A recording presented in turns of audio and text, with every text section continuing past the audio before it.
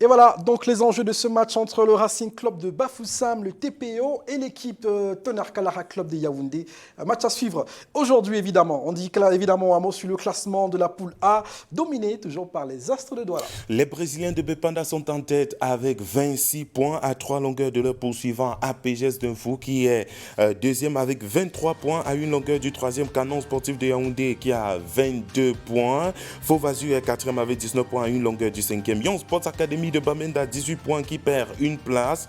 Au bas du tableau, AS Fortuna est désormais premier non relégable avec 13 points. Et dans la zone rouge, Panthère Sportive d'Undé 11 points. Racing Football Club de Bafoussam 6 points. Et Tonnerre Kalara Club de Yaoundé 3 points. Voilà le classement dans la poule A. Et on précise que c'est dans cette poule A qu'il y aura 3 matchs en retard cet après-midi, Charlie. De toutes les façons, ça ne change en rien à la tête du classement. Les Astres de Douala sont d'ores et déjà sacrés vainqueurs à l'issue de cette phase allée dans le groupe A. Quelle que soit la victoire, le score du Canon Sportif de Yaoundé, il y aura au moins un point d'écart. Alors, on va partir tout de suite revoir les chiffres qui parlent. Que doit-on savoir de cette phase allée qui s'achève aujourd'hui, mon cher Nestor? 20, c'est le premier chiffre à retenir ce matin, Charlie. C'est le nombre de buts marqués par Fauvazu de Yaoundé depuis que le championnat national de football Elite One a commencé. 20 buts inscrits en 12 rencontres, synonyme de la tare la plus prolifique. Après la 12e journée, Fauvazu, nouvellement promu en première division, fait des prouesses remarquables. Un autre tableau ce matin que nous vous proposons met en relief Tonnerre Kalara Club de Yaoundé. Le club de Mbogara était sous assistance respiratoire jusqu'à la 12e journée. À l'actif de Tonnerre Kalara Club de Yaoundé, 3 éléments: la pire attaque, la pire défense et le champion des défaites. En 11 matchs, le TKC a encaissé plus que tous les 24 autres clubs du championnat Elite One, 22 buts au total. La défense la plus poreuse, 22 buts dont la défense la plus poreuse. Tonnerre encaisse en moyenne 2 buts par rencontre. En 11 matchs aussi, le TKC a marqué moins de buts que toutes les autres 24 équipes du championnat Elite One. 6 buts marqués en 11 rencontres, synonyme de la pire attaque. Un autre tableau que nous vous proposons avec le secours de la réalisation et de Victor Emmanuel Nzié met en relief Tonnerre Kalara Club qui détient un autre record cette saison. C'est le record du plus grand nombre de défaites, rocambolesque pourtant vrai.